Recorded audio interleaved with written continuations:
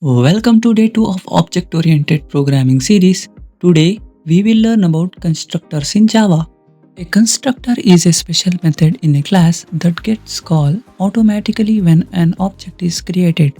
So in Java, a constructor has the same name as the class name and it doesn't have any return type. And we can use any access modifier with the constructor. So let's create a constructor. So I have been told that a constructor should have a same name as a class name. I have been created a constructor. Let's print a statement. So this statement is my age is. It will print the age. So if I want to call this constructor, I should create an object. Let's create an object.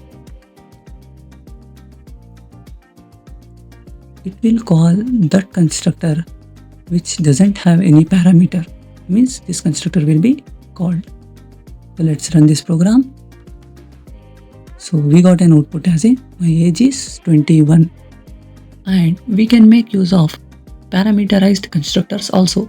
So for that I will take a parameter over here, that is name, and I will print one more statement over here, that is my name is plus name. Okay, so I got a compilation error that you have to pass a parameter in the constructor, because I have been specified a parameter over here, so we have to pass a parameter in an object. Okay, so I will pass a parameter as a order. Okay, so let's run this program. I got a correct output as a my name is a order. That's it for today's video on constructors.